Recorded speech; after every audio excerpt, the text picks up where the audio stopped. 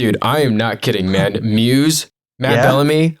That's right, you went. Probably the best vocalist I've seen live. Like, and I've seen a lot. Like, I would put him up there with like Maynard from Tool. Like, Did I tell you about the time I saw Muse? When did you see Muse? What? I saw Muse in Tampa when they were opening for U2. When? What year was this? This is like right when Muse was hitting big, right when like Nights in Sidonia came out and all that. That's right. Yeah, and then Uprising, because like they had that album that came out in 2012. That was huge. That would have been the year. That would have been the year. Yeah.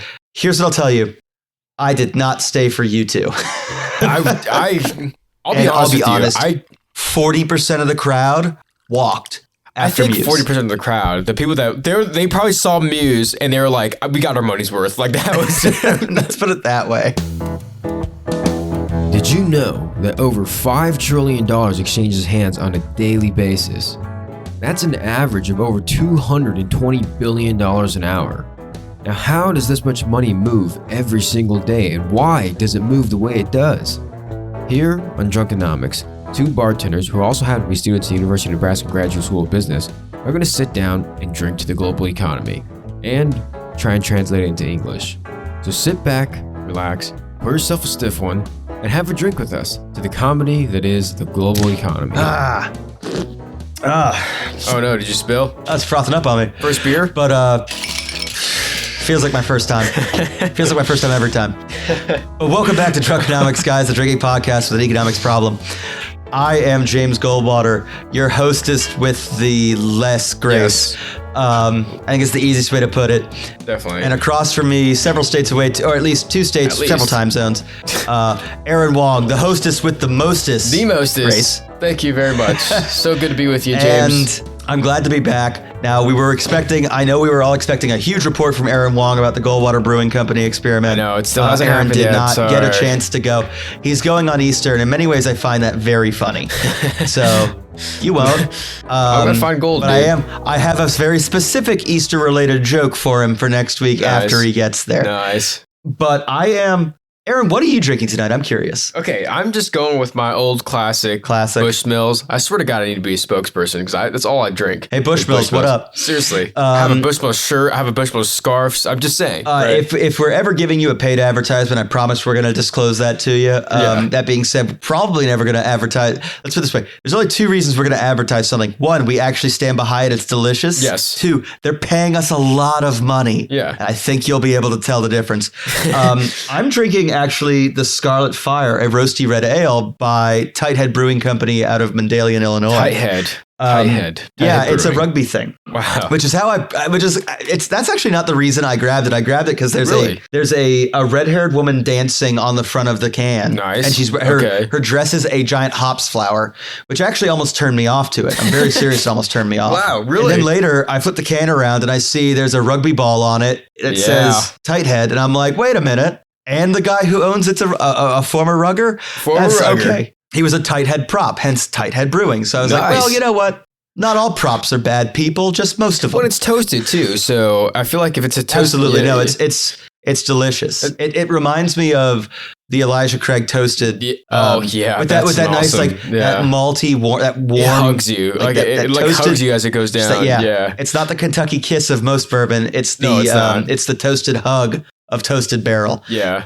So it's not like it doesn't taste like a traditional like rosy bourbon, you know? It's not like that. No, not at all. Eli Craig. But yeah, I guess to the point of the red ale, it's kind of, you know. It's delicious. This is delicious. So I guess if you're out there and you see and you find yourself looking at a Tighthead Brewing Company and you see that they happen to have the Scarlet Red, and if you like red ale, go ahead and grab one. If you don't like it, let me know. And the easiest way to let me know, guys, is to go ahead and track me down in the Discord. And the way to find the way to the Discord, if you're not already a member, an invitee, is just track us down on our social media. So that's Drunkenomical, Drunkenomical. God, you're getting so and good that is at that, on Twitter, Facebook, Instagram, but separately, LinkedIn, on Twitter, right? Linked out. And then if you just want to find either James Goldwater or Aaron Wong on LinkedIn, feel free to send us a connection invite. We will absolutely connect with you. I mean, yeah, absolutely. But yeah, seriously, I mean, open to all feedback, open to all. I mean, absolutely. If we make a recommendation, you're just like, Bushmills is just not the one for me. Okay, fair enough. I'm open to your opinion. That's fair. It's not the one for you. And I'll say this: like, I've tasted a lot of beers, I've tasted a lot of whiskeys, I've tasted a lot of alcohol in my time, where I've been like,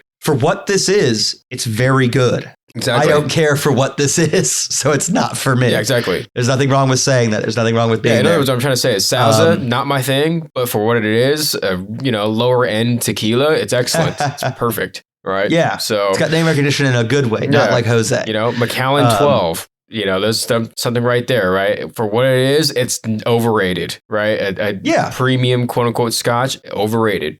Now, just my opinion. Macallan 18. All right, now we're talking. Now we're talking. But little pricey. Like if we had to choose between, so Aberlour, Macallan, or Balvenie 12, which one are you going with? Probably Balvenie. Me too. Okay, perfect. Probably Balvenie. Yeah, me too. So 100% Balvenie. So okay. Can I ask you something? Like Glenfiddich, Glenlivet, which one are you going to go with? 12, just 12. I hate to say. I don't want to ruffle any feathers here, but I'm going to go with Glenlivet. Oh, wow. I'm a Feddick guy. I love Glenlivet. To me, Glenlivet is more of like the coming of age. It's the Scotch that got me into Scotch. So that's why. The thing is, so I know exactly why you like it. It's because I had the 18. I had the Glenlivet 18 before I had any other. The first Scotch I ever had was Glenlivet 18. And I was like, I've never had Glenlivet 18. Oh, I've had Feddick 18. Yeah, so I never had. But between the 12s, I'm a Feddick guy because I think the Feddick's just a little bit heavier. A little bit more body. But yeah, with that said, I mean, none of this is financial advice. I'm not saying with that said, I'm not saying you should spend your money on a nice little Speyside Scotch, and if you were to, that you should buy Balvenie over all the other ones. I'm not saying that. None of this is financial advice. I think we say should be interpreted as such. And reflects the opinions of our employers. Yes, that These are our opinions alone. And if they happen to reflect the views of our employers, purely coincidental. Well, you know what? Even bosses can be smart about stuff, about shit. Who knows? That's all I'm saying. Or maybe they share our dumb opinion, but I mean, fair enough. Either way, if we go down, we go down in the same lifeboat. No, I'm kidding. Absolutely. Just shooting the flare gun up in the sky. Yeah. So I brought us back. Aaron, do you want to raise a glass? Do you want to toast anyone this week? Do I want to toast anyone? Yeah. Let's see. Or anything. I don't know. Oh, well, actually, I do. Okay, so let's have a drink to our boy, Mohammed El Arian. What? The chief. What is he? Yeah, obviously. What does he do again? What did he do this week? I don't know. He's the chief economist at some big financial institution in the UK, I think. Really well-known guy. Anytime he speaks, he's very well respected. So cheers to him for that one. Yeah, I see him on Squawk Box Europe many mornings. I see him all the time on Squawk Box, and even in like Squawk America, right? Squawk on the Street, like he's there all the time on CNBC. Yeah. So very, very well respected economist. What did he say again? He said something about the Fed shouldn't react to every piece of data, which honestly, we haven't been saying that, but we've been saying, I think, things similar. And then, of course, he said the worst thing that we could do right now or I guess the worst thing the Fed could do right now. The Fed could do right now, to lower interest rates, because it's like now you're reversing your position. That's just going to create more problems down the road. Yeah. So he's saying, I think what he said was, quote, I said the worst thing the Fed could do is look down the road and go, it looks like there's going to be a credit issue in a minute. Let's lower interest rates. Yes. It's like, so yeah, he's saying, but we talked about that last week, which is to say, like, the Fed has other tools. The Fed should use quantitative easing, quantitative tightening to influence the markets without affecting interest rates. The Fed and the Treasury have the ability to just give citizens of the United States money. Again, I don't love the premise that they're doing it often, but the premise that the government is in a position to now has a mechanism and a position of proven ability to approach problems from that direction. Well, I mean, I just don't really like money supply manipulation in general, but I feel like there needs to be some sort of oversight for money supply. And, not saying this is the best option, the best available thing that we have, but it's the one we currently have going on right now. It's the system we have sitting at the moment. And that's, the existence of a central bank, right? Rising and lowering interest rates, doing QE, QT.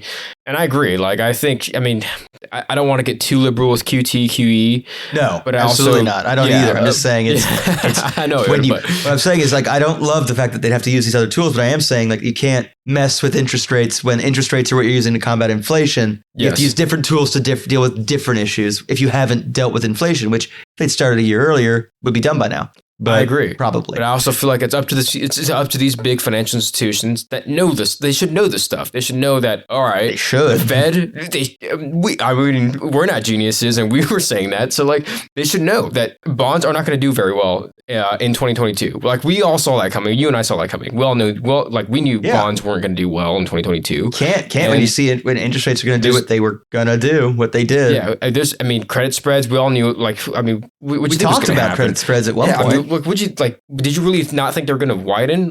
But whatever, right? So we talked about that for a while, and I feel like these big banks, wink, wink, SVB, whatever. Like, how did you not see this coming? But yeah, it is what it is. It's all spilt milk under the bridge. And because so does that mean I get to pour one out? Yeah, well, because our boy Mo, let's just call him Mohammed. Yeah. Mo. Cheers to Mo. Cheers to Mo. Raise one to Mo. Here's the Mo. Cheers.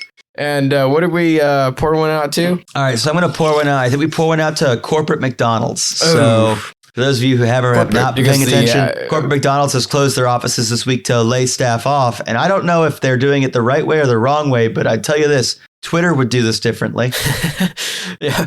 Well, let's be clear about who we're talking about here. We're talking about corporate McDonald's because actual McDonald's is still they've been my Lord and Savior so many times. So your store is still going to be there flipping burgers, hopefully. Yeah, chicken nuggets, whatever it is. Absolutely no problems there. But corporate McDonald's, which employs 150,000 people, has shut down they have told employees to work from home this week that we are, if you're currently listening, it's Thursday. For the last few days, they've been working from home. Tomorrow, they'll be working from home too. And that is apparently the prelude to some layoffs. So it's interesting. We'll see what happens there. But I guess, so I say we pour one out to McDonald's corporate because, I don't know if McDonald's is doing this right or wrong because Elon Musk is very good at business, and he knows that what you do is you just show up and you start laying people off, and then you close your corporate offices because you don't know who works there anymore. Very different. Like I said, I just don't know. Someone's right here. Someone please tell me. Yeah. The only thing I saw was the actual McDonald's is going to be fun. Because of that, I'm not too worried about it. But if you're an accountant at McDonald's, working at their corporate office, wherever their corporate office is, I don't know. Where's the corporate office again? I forget. I want to say it's in... No, McDonald's HQ is in Chicago. Oh, it's in Illinois. Okay, that's what I thought. Okay, it is Chicago, I figured I think it's in Indiana because I was like, Chicago's too easy. Okay. It's not Chicago. Well, I mean, I see the mix-up because the Colts played the Bears in the Super Bowl back in 2006. And I was paying names for a Super Bowl, maybe? I don't know. I'm trying to You know what? I don't know if that's true, but I'll take it. Yeah, I'm trying to make it easy on you. But yes, okay. So, yeah, I mean, that McDonald's, they're going under some sort of par one out scenario, which... To be fair, it isn't just them. I saw that UBS also has told Credit Suisse that 30% of staff are about to be But that's gone. just kind of, that's what happens whenever there's when Schwab took over TD Ameritrade, that was a bunch of layoffs because you don't need 3 chief marketing officers. No, you only need 1. Yeah, right? Only 1 can be the chief. So, I did see another interesting thing. Did you? Yeah. And this is it just occurred to me. Did you see that that several former Credit Suisse employees have blown the whistle and have said, "Hey, really? U.S. government, you know how you found Credit Suisse guilty of helping wealthy Americans evade taxes in 2012? Mm-hmm. Well, they didn't stop. They kept doing it. They kept doing it." Honestly, it was going on even until last year. That wouldn't surprise me at all about Credit Suisse because I feel and I feel like they've helped a lot of dirty people launder money. Absolutely, they have, and so part of that is that if found to have continued to commit those illegal acts within the United States, Credit Suisse is on the hook for a $1.3 billion penalty payment to the United States. So would that be coming out of UBS's pocket too, or would that just be? Well, now it is because that's what I thought. Out of Credit Suisse. I mean, it's all UBS's pocket now. Is one way to look at it. On the plus side, hey, with the debt ceiling issues coming up, hey, 1.3 billion here, 1.3 billion there. I think I might have found a way out. How many banks have done bad shit? Exactly. So, I mean, and it's sad that we're talking about it like this and we're making fun of this because it's these are huge reputable financial institutions. But at the same time, we've historically said, if all it costs me is $1.3 billion to make $2.6 billion, it costs me 1.3 billion to make $10 billion. Cost of doing business, I'll pay the fine every day. Yes, 100%. 100% of the time, which sucks, but yes. Like if the penalty is less than I stand to gain, it's not a penalty. It's the cost of doing business. Yeah. Yeah. So I don't know. I mean, that's no, it's a good point. But yeah, seriously, great, dude. Nice pour one out, man. Seriously, McDonald's, what a go. I think so. Yeah, it's one of those things like, you know, like Ray Kroc was not a good person. Yeah, the McDonald's product, pretty solid. Nice stand by my love of the steak, egg, and cheese bagel. Yeah, exactly. But yeah, with that said, I guess thank you so much for joining us. Did we say that already? I feel like we did. Yeah. Even if we did, if we didn't, welcome back. Say, thank you. Thanks, kids. Thank you so much for joining us. Now it's time to hit it. Hopefully you have a nice stiff one in front of you because we're about to talk about some stiff stuff. That is, of course, unless you're about to drive somewhere, then get to where you're going. But and then fill and kill. And then fill and kill. But speaking of filling and killing, there are things called gas tanks that you have to fill and kill, and that. Just to get from point A to point B, most places, right? And something. I got really optimistic when Saudi Arabia decided they wanted to bury the hatchet with Iran and normalize relations. Yeah, I was like, that was excellent news. I don't know why they did it, and I honestly don't feel that reliable about that, to be honest. Well, I think it might have something to do with the fact that Venezuela has the largest proven oil reserves in the world, and they might be nervous that Venezuela is about to do something. Are you talking about Saudi Arabia is going to be nervous that? Yes. Okay. Yeah. Have you heard anything about Venezuela lately? I haven't heard anything about. Not really. It's things aren't great. There's a lot of instability there. Let's just say between which is the big problem. Yeah, between the infrastructure, economics, and obviously politically, a lot of instability. There's some serious economic weakness there in terms of appeal to foreign investment. Let's put it that way. Yeah, which why? But I do know that Saudi Arabia has normalized relationship with Iran, which I'll be honest, I even in my most tinfoily of hats, I did not see that as the next logical step in the progression. And I also didn't see that happening in 2023. Because it's before the year 3000. So, correct. But anyways, it happened. It's great. And honestly, I hope I say this with the most sincerity in the world. It's awesome that happened. I just hope that it lasts and it's true and they don't reverse themselves, whatever it is, and I don't care. We'll see. I don't know what the motive is for this, but whatever it is, I hope it's also as pure. No, but they also, to be fair, they're also buddying up to other people because they just signed 2 agreements to buy equity stakes in 2 different Chinese refineries in 2 different refineries in northeastern China, and to supply said refineries with combined 690,000 northeastern China barrels a day. Northeastern China, where Beijing is. Isn't that where Beijing is? I'd have to imagine it's quite near there. Okay. Probably not using Beijing. They'd probably be using a different port, but just that vicinity. But then because that's their hub. And then supplying those 2 firms with just shy of 700,000 barrels per day of crude oil, which is not a substantial amount of crude oil. Yeah. This isn't happening tomorrow, right? This is something that's going to take a long time to actually unfold, right? For those refineries to expand, they own the stake. Will the refineries be able to expand to the point where they can consume that much oil on a daily basis? Yeah. And that'll be the big question. Yeah. So Saudi Aramco is buying this, or is it? I'm assuming Saudi Aramco. Saudi Aramco. Okay, yeah. So as much as Saudi Aramco is the single biggest company in the world in terms of market cap, it is also still, and in the same way that Saudi Aramco is a publicly traded company that definitely isn't an arm of the Saudi state. No. It is an arm of the Saudi state and will be for the foreseeable future. Yeah, it's weird. It's weird how they leverage Saudi Aramco and how intertwined. It's no longer a nationalized company, but when you own 50% of it, it's still a nationalized company. Yeah, exactly. Can you imagine if the U.S. government owned 50% of Apple, right? But the thing is, you can't really. I guess now, with how reliant we are on technology, the U.S. could totally weaponize Apple if they owned it. But oil, it's the oil is something if there was a massive syndicate called American Wheat, and it sold all American cereal, and it was just American cereal products, so corn, wheat, other grains, and the U.S. government was a 50% shareholder in that firm, and then it turned around and was like, oh yeah, it's weird that American Wheat is driving. It has these very high prices in China, but that's not the American government. No, American wheat is publicly traded. Yeah, exactly. It's not the U.S. government. They're acting the best interest of their shareholders, which happens to be most of the government, right? So, which happens to be as much the government as not. Right. And obviously, American wheat is a made-up company, so like don't go looking it up and all that. At least as far as I know. Yeah, it isn't. Same here.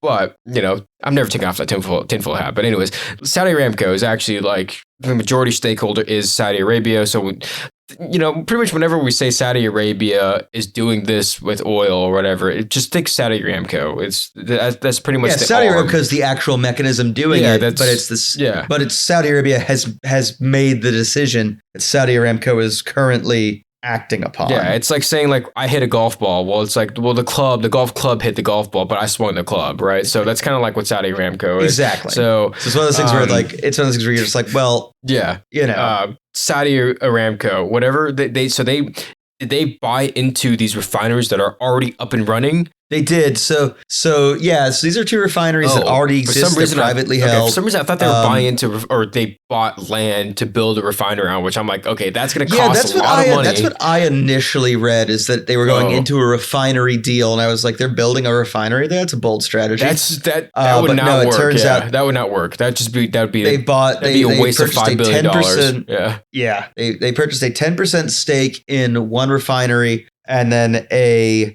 9% stake in another. And I think the cost between the two of those stakes was $3.5 billion. Oh, okay.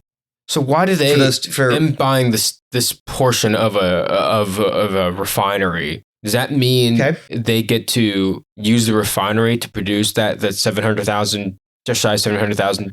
Well, no, they're actually selling that just shy of 700,000 barrels of oil to those refineries. So like, the great thing is they now get to be not just the seller to the refinery, so taking all the profits on the sale. They also now get to, depending on which one you're talking about, 10% or 9% of the profits off of the sale of the then refined products. So it's a little pat on the back. It also encourages throughput to not be disrupted in time. Yeah, so for sure. I get it, but I know, but I don't know. I'm trying to like, that's kind of a weird, so you're buying ownership into something to be able to sell something to them. So I don't know, like that's like Elon Musk buying Twitter to sell Tesla cars to the Twitter organization. I don't know. There's actually a really great example, and it actually is here in Lincoln. There is a farmer who grows a rancher who raises a specific kind of cattle. And he is also a minority shareholder in a restaurant here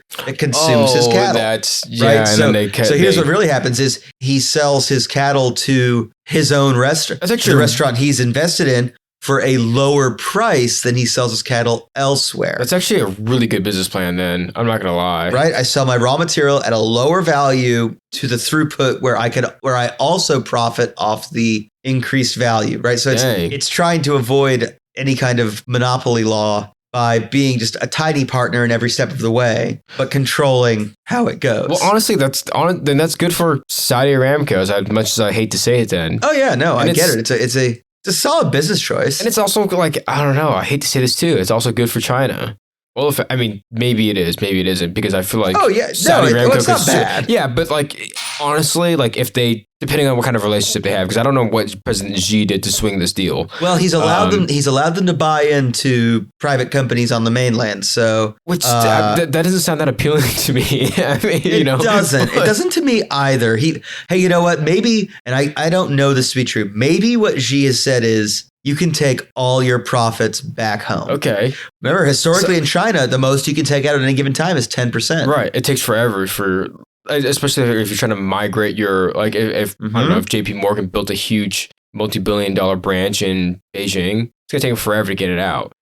But in this case, I still don't see the appeal, like to want to buy into Chinese assets and to invest in Chinese securities. even like because like if the appeal is, agree with you on that. Yeah, because if the appeal is you can get it out as fast as you can, it doesn't matter, no limit on how fast you can withdraw, which I guess nowadays is actually it's a pretty good selling point with the FDIC, first don't invest cash, which to be fair is saying something. Yeah, so I guess fair enough. But can you imagine if I was like a venture capital, or like if I was startup and you were an angel advisor, and I was like, listen, I have this mechanism. If you invest money with me, I will guarantee that you can pull money out not guarantee, but like you can pull your investment out as fast as you can at whatever the market price is, right? It's like at the future date, and it's like, okay, well, that's not that appealing. Yeah, because what if it plummets in value?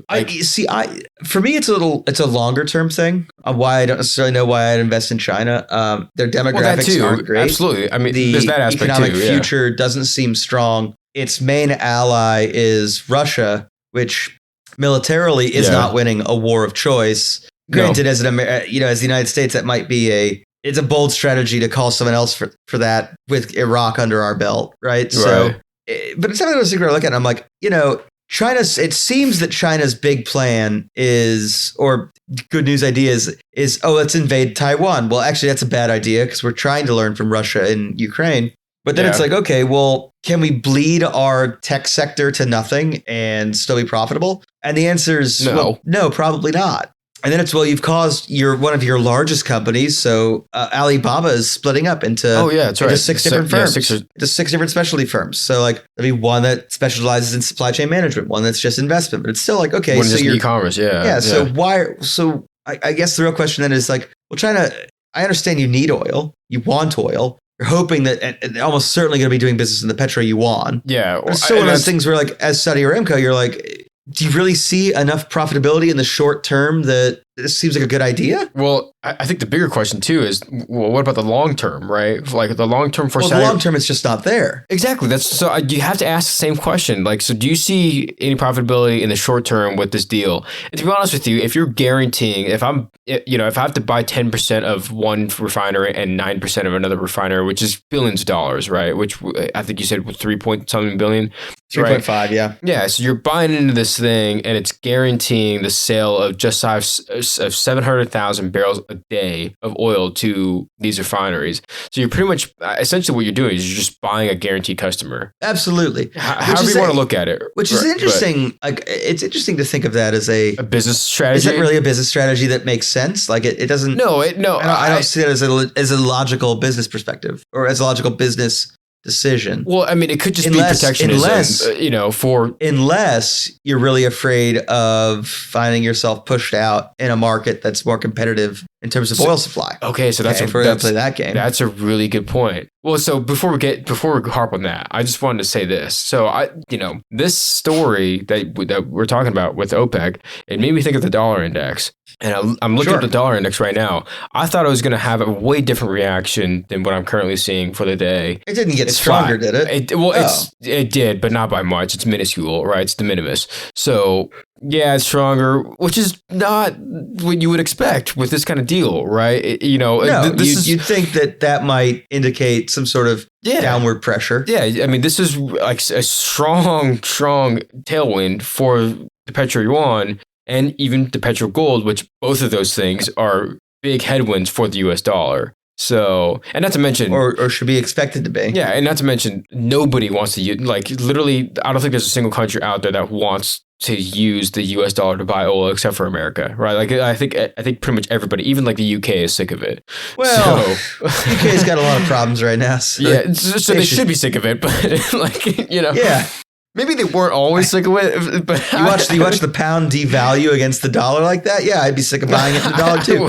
There was a point where they probably loved buying it in the U.S. dollar, where they were like, absolutely, look at this ride we're going on, boys. Yeah, absolutely, yeah. We get $2 That's not what they for sounded like. They probably sounded a little more like, and I'm not an actor, but let's see if we can offend England. All right, lads.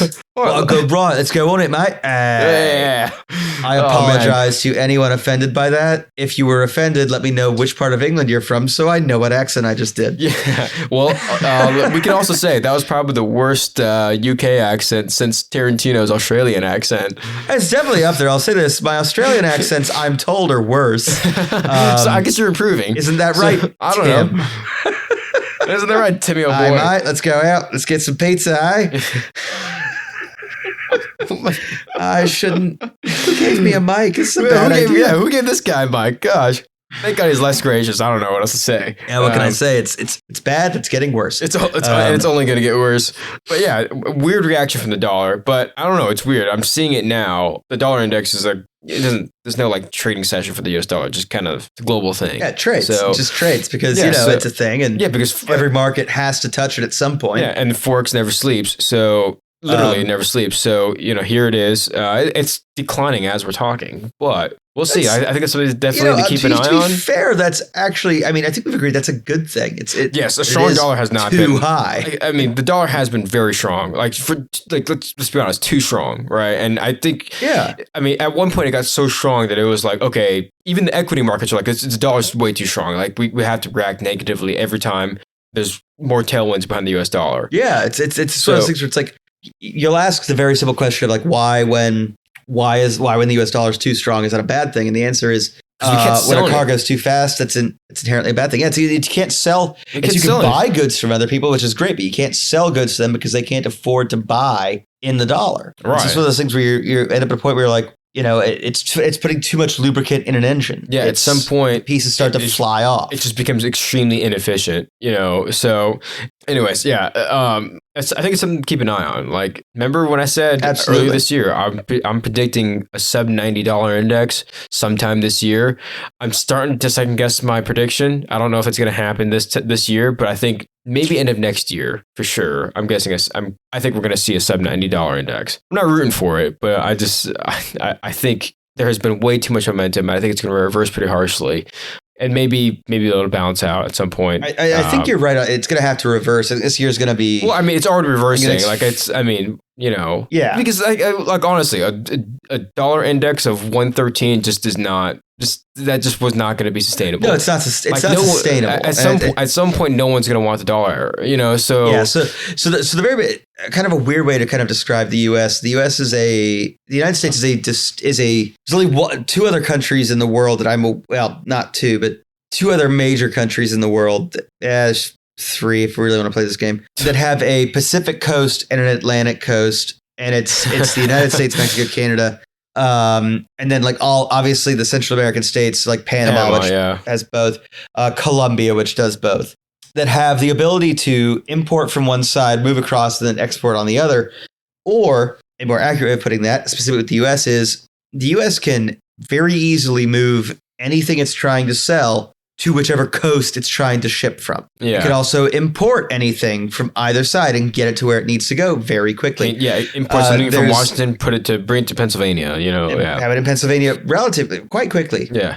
So this great idea, there's this great phrase I've heard in selection, which is say, the United States has never imported a recession, but it's exported several. And the way that works is if there's a recession in Asia, the U.S. just turns to Europe and Africa, it turns to the East, it turns to the South, it just goes, we're going to buy things from you. We're going to sell things to you to keep from dealing with that recession. Oh, there's a recession in Europe. The U.S. turns to Asia and goes, well, we're going to sell things to you. Yeah, well, it's just you're not in recession. Yeah, it's more of an efficiency thing. It's like, okay, well, if you're in a recession, like, why do I market to you? Because you guys can't buy anything. Right? Exactly right. So now the real problem really harsh, right? But it's it is, but it's why the United States has never imported a recession, but can export them. Right, we're not producing enough. We don't have anything to sell to other people, and so these people are suddenly going like, "Oh, that's we can't afford anything here," and then or that too. Yeah. But so the next question. So the problem now is that it's not that there's a recession overseas that's preventing them from being able to purchase American goods and services. It's the fact that the dollar is so strong that they can't. Yeah, they can't exchange whatever. So it's not a recession that U.S. can avoid. It's just the U.S. is doing so well comparatively that they. That was the story of 2020, right? Where the entire world had a freaking. Let's be honest. I mean, we all saw the markets. Stocks and bonds declined in value drastically last year, all across the world. Inflation was rampant, right? So you look at the dollar index. Why was the dollar index so strong? It was because in the United States. That's kind of the reality. The United States was like we started the rate hikes faster than everybody else, which I say that Still too regrettably. late, but Yeah, exactly. That's what I'm saying. I say that regrettably, but it's like it's still too late. But we started ahead of everybody else. That tamed inflation a little bit quicker than it did in the UK, and a little bit quicker than it did in Europe. And that's the reason why the dollar index was so strong. And that's the reason why no country really wanted to buy that much stuff from the US. yeah. So A Diet Coke in Japan costs 5 yen. A Diet Coke in the US costs $2.50. Well, if the conversion rate between is the dollar yen between and dollars the and dollar yen, euro is makes this. that Diet Coke comparatively less expensive to buy in Japan, you should be buying your Diet Coke from Japan Right. instead of the US. Yeah, I mean, that's kind of like the free market. It's just like, all right, well, if I can buy Diet Coke, I mean, like, let's not even use Diet Coke. It could be anything. It could be, let's just say a gallon of gasoline, Absolutely. right? So like, if I could buy a gallon of gasoline for $4 and after all these currency conversions and taxes and whatever, I can buy it for $4 in Japan, but I can go to Venezuela and buy it for $3.58. It's like, I'm probably going to go to Venezuela and buy gasoline, especially if the shipping cost is less expensive than Japan. Right, yeah, but I'm saying like $3.58, all expenses included, Oh, right? all and $4, plus taxes. yeah. Yeah. So then it's like, if that's the case, I would be on a 2 cent per gallon premium. Obviously, doing most of my business there. yeah, exactly. So that's what I'm saying. Like, that's why the dollar. That's a long way of saying that's why a strong dollar. I mean, strong dollar is good. I'm always rooting for a strong dollar, but a dollar that strong, right, where it's 113, 114. A strong dollar is a good thing. Yes, from my perspective, a dollar that is as strong as the dollar currently is and has remained is like, well, currently, I mean, it's kind of it could do with a little weakening. Yeah, currently, it's still strong. Like, I mean, like much stronger than historical data has. Averages, yeah, so it's still really, really strong comparatively. But it, like, if you look at the last 3 years, I mean, well, just last year, it's definitely getting weaker. But yeah. Anyways, moving on to what were we talking about before? Like talking the why Saudi Arabia might have wanted to do the sweetheart deal with Iran and also with China. Well, to me, it's with Iran, it's because it's a geopolitical neighbor that they probably don't want to. There's two factors. They might be afraid of the Iranian suicide drones, right? So it's like, well, that's a bad thing if they were to come over and hit our oil production. That being said, like, Saudi Arabia, you would send missiles right back. So it's not like you have to worry about like, not bloodying them too. But no, I think Saudi Arabia might be looking at it going, I see a business that has 30 years of profitability left in it. So I'm going to go and milk it for, it's essentially, it's almost like, it's like you're seeing that piece of livestock that you're like, this has got like 2 more milking seasons. So I'm going to go milk it for all I can. And then it's going to be steak or leather. It's kind of like, when you order a drink from the bartender and it has ice and you decide you want to eat the ice cubes after you drink the drink, right? You want to milk the drink. Yeah, no, it's that very much, it's that idea of, there's certainly, it's that point where it's 1:45, you're at the bar, it's about to close. And so you order like that drink that you're like, well, it's about to be the end. So I might as well order a drink that I expect to tide me over through this ride. Essentially, fair enough. Or more than from my perspective, it's saying, well, I'd rather do this deal and do this business in northeastern China for the next 20 years. Because if I don't go do it, in 20 years, the business will not be there to go get. Well, don't you think there had to have been some sort of outside competitor, maybe? I don't know, like that they were kind of going like, okay, well, we need to brace for if there's an emergence of another competitor, or if because I'm thinking like, okay, what if the U.S. decides like, screw Saudi Arabia? Yeah, so I don't think that'll happen just for political reasons. I don't think so either. But at the same time, like when Saudi Arabia starts to do some of this stuff where it's like, oh, we're going to buddy up to China. Where I'm like, I look at it from just a more militant standpoint, which is to say, why are you buddying up to a country whose, like I said, biggest ally can't burn down the neighbor's house? Despite the fact that it has all the stuff to do. That's not even China's biggest issue, is that their biggest ally is Russia. That's not even China's biggest issue. No, the biggest issue with China is it's like taking it's essentially taking the propane contract for an apartment building that is about to be condemned. It's like, yeah, it's gonna be great. It's gonna be so lucrative. And it's like, well, how long's the contract? They go 8 years. That building's gonna get condemned in 2. So what's your plan? I'm going to make more money in those 2 years than I'll lose in the next 6 years, right? Time then I'll lose in the 6 years after that. So yeah, I'm in. And to that respect, I can respect that, where it's like, well, we expect to make more money in the short term than we will lose in the long term or not make in the long term. That's kind of but like at the same time, they look at it from saying, if I don't go try to make this money now, then no one's going to make this money. So it's like there's money on the table. And it's like, kind of like the Glengarry Glen Ross quote. It's like they're standing there begging to give you their money. Are you going to take it? Right. So it's kind of like, maybe they're kind of looking at it from that standpoint. Absolutely. I might have butchered the Alec Baldwin quote, but yeah. But because I think this deal also put a lot of headwind on U.S. relations with Saudi Arabia. Not that they were strong to begin with. Well, they are, but you're right that it's one of several things that the U.S. that is affecting relations because Saudi Arabia seems to, and that's the big thing is I think so. The big thing with Iran is if Saudi Arabia can normalize relations with Iran and then doesn't have any local area enemies, then Saudi Arabia isn't in a weird position when it goes like, we want to explore different trade options. Yeah. So there's still an enemy of Iran, and Iran sees a way to hurt them. And if Saudi Arabia were to unilaterally be like, "Oh, U.S., go away," and then we're going to do our own thing as we approach China, and as they're approaching China, Iran starts needling them. Saudi Arabia would be like, "Well, U.S., aren't you going to do anything?" And the U.S. is going to be like, "Why? You walked away." Yeah. It's one of those things where you're like, they want friends on both sides. So I think that's probably what Saudi Aramco is doing from his perspective is they're trying to ingratiate themselves on both sides. Okay, so what about take a country like Venezuela, for instance, that's sitting on a ton of oil reserves. Absolutely. Right? And not just oil. I mean, so many other natural resources, but absolutely, they're sitting on a ton of oil reserves, and all of a sudden, if they get their shit together, which could happen, it's possible. Yeah, but if they did, that would pose a serious threat to Saudi Arabia. It could, depending on how it's managed. Oh yeah, if Venezuela decided it wanted to enter the world oil market, if it were to normalize relations and enter the world oil markets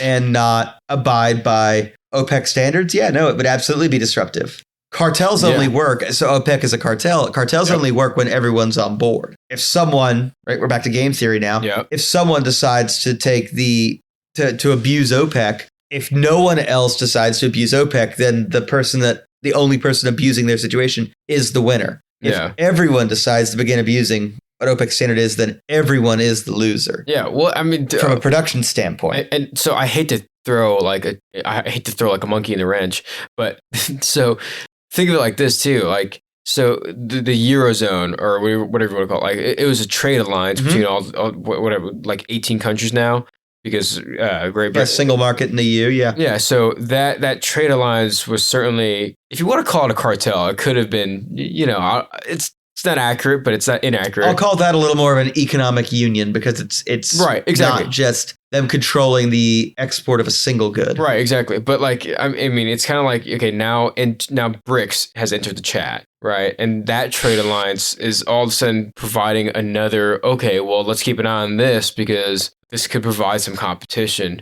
Maybe that's not a good analogy. What would be very interesting to see is if inside of BRICS you start to see oil moving independent of OPEC. Right. Well, all I'm saying is or other materials. Yeah, because I think there are some resources within the Eurozone that these 18 countries get to enjoy, that they can trade freely. Whereas if they wanted to trade with Saudi Arabia, which is a country that's obviously not in the Eurozone, like if Saudi Arabia wanted to do business with Europe. Well, and Saudi Arabia has, because if you'll notice at the beginning of the Russian invasion of Ukraine, Saudi Arabia began to sign quite lucrative contracts with Poland and other countries to provide oil in lieu of Russian natural gas. I know they have, but the point I'm trying to make is like there's this trade alliance here that all these countries get to enjoy the benefits of, right? And obviously that it comes with their dues, but like they get to enjoy the benefits of this trade alliance, and then Saudi Arabia is looking at that and going like, man, I wish I had access to this good or service that they have between these countries within the Eurozone. So they're like, what other countries outside of the Eurozone that don't have a trade alliance offers these goods or services? And they go, okay, well, maybe Brazil has this, that, A, B, and C, and Russia has, D, E, F, and whatever C, it is. D, and F, Yeah, so like, whatever it is. And then they're like, okay, well, now let's create this trade alliance here. And all of a sudden now, screw you, Europe, because we have our thing. And you want to do business with us? You want to buy oil from us? Oh, well, now you want to buy oil from us? Okay, well, Well, that's exactly what I'm not saying that's. And that's exactly what Saudi Arabia has done when they took Saudi Aramco public, is they said, oh, we're going to make this a publicly traded company. So when it does things that a country doesn't like, we can go, well, this is just business. They're just business. It's our stakeholders. It's our shareholders. Even when Saudi Arabia, when the government of Saudi Arabia is telling Saudi Aramco, do this. Yeah. Oh, they were acting in the best benefit of the shareholders. Well, the best benefit of the shareholders, the best benefit of the biggest shareholder, because exactly. It is different. So I think, so this poses a lot of things. I think a lot of things we have to look forward to is, one, does this put any pressure on the Fed to lower interest rates? Which I hope no. But I think it does not. You don't? No. I think the U.S. is a net energy exporter. No, the things that'll put the most pressure or take the most pressure off of U.S. energy interests are investment in green, but that takes time, and then also turning on refineries, maybe. Yeah, the return to certain refineries, the Biden administration just did the auctioning off of certain Gulf of Mexico drilling rights and Alaskan drilling rights. Now that'll take a decade before we see any benefit. At the very least, which I'm not saying. I'm not saying like I don't appreciate him for doing that. Like I'm glad that the Biden administration did that. Yeah, but that's such a long. In the U.S., I'm not saying it in bad. We need to see refineries and natural gas processing. Yeah, but even like turning on refineries is not necessarily a short-sighted thing either. It's like you just go in there, flip on a bunch of switches, and it's up. You know what I mean? I know, and the easiest way to do it is if it's just a refinery that was turned off. The hardest way to do it is if it's a refinery that was hit by a hurricane. Right. And so, there were plenty of saltwater everywhere. Aren't there a bunch of refineries in like Oklahoma and like North Texas that were just turned off? That were just like, okay, we just don't see the. There are a few that were shut down. Yeah. There are also a huge number on the Gulf Coast that have been damaged by storms. Yeah, exactly. The ones that get shut down, generally speaking, are smaller, less efficient. Exactly. Out of the way and kind of inconvenient from a supply chain standpoint. Yeah. But even then, okay, so if because like I think a lot of the refineries now that are open, that are running, I mean, they've been running at max cap for almost the last 3 years, let's say. Like really since like COVID, they've been running at like max cap. Like, and that means that they like hardly had time to shut down for maintenance, which they need to do. Like, just part of the reason maintenance. Yeah, part of the reason. When you're dealing with an extremely flammable product, maintenance is your friend. Yeah, you would think, right? So I mean, I don't know. I think it would be nice to just turn some refineries back on, but like I said, it's not necessarily something you just go in there, turn on a bunch of switches, plug in some power sockets, and then you're good to go. I mean, turning on refineries is like it's involved. At least a 10-year process. Yeah, to my knowledge, it takes. Yeah, it takes several years. Yeah, it is. It's kind of like, so China's problems are demographic. Mm-hmm. Like the issue China has is that the population is shrinking, as we noted 2 months ago. The problem really rapidly, is people aren't having kids. This demographic crisis will hit in the next 20 to 30 years. You often hear like, well, you could fuck off about it, about problems. Like, well, you can just fuck off then. That's exactly what they're trying to do in China. Exactly. Well, I was going to say China's a problem. China's problems can legitimately just be solved by that. And then having children, I guess. But that's a critical aspect to it, which is why we made big comments, or we made big notes to the commentary that there are a number of men that exceed women, and it's very much a woman can only have so many children in a year. So, exactly. The number of women is the bottlenecking factor. Yeah. The number of refineries is a bottlenecking factor in. So we have the bottlenecking factor here in the U.S., which is not something that can be solved overnight. Yeah, no, that's the thing. It's like as you were saying, it's not like, so in the U.S. you can't just like flick a fucking switch and the refinery's back on. Just like in China, they can't just fuck off and suddenly there's a whole new worker. It's very much it takes time. It takes a little bit of work, and so it's a. I would certainly. I'd love to see exactly what was promised. I'd love to see the short-term benefits that Saudi Aramco seems to think it's going to gain from its equity stake in these firms. And I mean, I know what it's going to gain from selling oil in that many barrels per day to a company, and it's the price of that quantity, oil multiplied by the number of quantity. 600,000 some barrels, 680,000 barrels. At what, $81? So. So it's a promise of. Well, yeah, I mean, we saw oil futures shoot up today. Not shoot up. So that's probably dramatic. It's if you really want to know, it's just shy of $56 million a day to these firms. I mean, if you paid $3 billion to receive that much money a day, and let's just say it's a business day, so 270 business days over a year. So what was it? 56 million times 70. 55,890. Okay, so 55,890 times 270. 15 billion. Yeah. So in 1 year, you're making all your money back. You're making your money back 5 times. Yeah. Yeah. So I get it. I understand. It's a good deal. I mean, granted, the cash flows don't start tomorrow. It starts. You don't. No, it starts when your boat first shows up. Yeah. But yeah, it's definitely one of those things where it's like, well.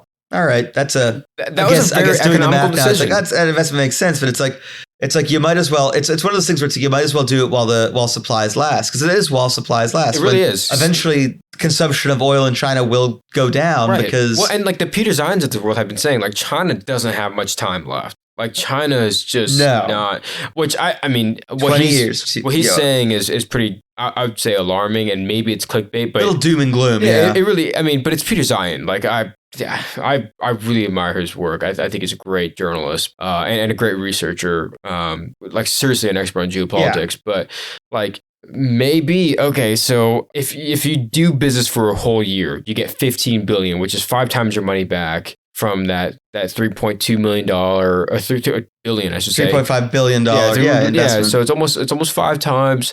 If you time value money over 10 years, you're probably still making plenty of money. That's still really, really good ROI. So and it doesn't hurt that you also just curtailed production on a daily level by 1.5 million barrels. Yeah. So it's like, well, I just drove up the price to my customers and I get to enjoy it on the far end. Yeah. But I still think it does in many ways hurt inflation here in the US because I mean last year inflation was very much driven by energy. And now energy prices, at least the markets think that energy prices are going to go up because one, they're producing less oil. OPEC decision was cutting production by 1.5 million barrels a day or something like that. And on top of that, they're seemingly selling more over to China than they are to the US, or they'd rather be doing business with China to the US, which I think is a very short-sighted decision, but still could affect oil prices here in the US in the short term, I think. So I don't know. Does it put pressure on the Fed? Your guess is no. I don't think it will either. I think the Fed just needs to stop overreacting to everything. Yeah. Well. Muhammad Al-Arian is right. They need to stop reacting to every single piece of news. Exactly. Well, I think their big mistake was they reacted. No, sorry, not reacted. They overreacted to Ukraine, and I get it. Like sometimes it's better to overreact. Sometimes it's not. Right. Sometimes expanding your balance sheet to $8.5 trillion from $4 trillion might have been a slight overreaction, right? I mean, we did a bit of an overstatement. Yeah. So and that and like to be fair, I could forgive the overreaction on Ukraine, which is to say they pushed back raising rates by a month. If they hadn't also overreacted to the slightly good news, despite everything else being bad. Like at this point, the Fed saw a light at the end of the tunnel, assumed it was the end, and then found out it was the train. Yeah, like it's very much one of those things where you're like, well, yeah. So I would say between our boy Mo and our boy Jeff Gundlach. I think it's still very much you can't have your cake and eat it too. You just can't. Like absolutely not. Yeah, something's got to give. Yeah, and do you know what a really cool thing to give in the spring is? Because I know we got Easter coming up. Yeah, what is a cool thing to give? Please tell me. A really cool thing to give would be like a Drunkenomics hoodie, a Drunkenomics golf shirt, a Drunkenomics t-shirt. You know what? I'll be honest with you, man. If something had to give, that's something that I would love to I would receive. love to have to give that to someone, yeah. And or have to give it. That's a good one. That's a good point too. Have to give it, have to get it, whatever it is, whatever it feels is, right. Yes. And to be fair, I'll be honest, don't be afraid. You can give to yourself. Absolutely. It is okay. Treat yourself, man. And I just bought myself a these watch. things we talk about, you can track down at drunkenomics.myspreadsshop.com. Excellent. drunkenomics.myspreadsshop.com. Yeah. And there you can peruse through all the original designs, the new designs. Lots of cool stuff. Yeah, I love the new designs. I'm going to submit an order in here pretty soon. Get some new tank tops. I need to as well. I need to get I need to get one. I want to get the one with the Greek tragedy comedy masks. I know. I want to just get one of those shirts like for like pool days, and people are like, "What's that?" It's like, I'm drinking. That's it. Just filling and killing. Exactly right. Don't judge me. And speaking of which, if you also want to help fill and kill our tip jar, you can always go to Patreon, patreon.com/Drunkenomics, DRUNKENOMICS. Not Drunkenomical, it's just Drunkenomics. But anything there is much appreciated. Seriously. I can't thank you guys enough for just listening, let alone if you felt inclined to contribute to our Patreon. Anything there is much appreciated. Just consider it like a tip in the tip jar. Just helping us keep. It helps us keep our ice cabinet frozen, our liquor cabinet stocked. Our keeps fruit. It keeps us in our fun beer ventures. It keeps us in interesting liquor experiments. Yeah, exactly. It keeps us. Most importantly, it keeps our Manhattans lemon. Yeah, I know. I need to get back into the cocktail. I feel like the summer. As summer rolls around, that's what kind of when the cocktail season really starts to liven up for me. Oh, absolutely. Winter's just like pure, just straight liquor. That's it. I've done a few cocktails, obviously over the winter, but I certainly agree with you. Like as I've gotten into this, so it looks like Nebraska's finally turned the corner. He says apparently I'm gonna create snow now, but it looks like all of next week it's gonna be in the 70s. So I'm like, okay, good for you, man. It's gonna be 90. Time to bust out. It's gonna be 90. Time to bust out some spring cocktails on this one. Yeah, so spring cocktails and sleeveless Drunkenomics merch. How's that? That sounds great. And when you wear a sleeveless Drunkenomics piece of merch, people are gonna know two things about you. One, perfect, amazing taste in podcasts. Two, this guy can definitely afford sleeves.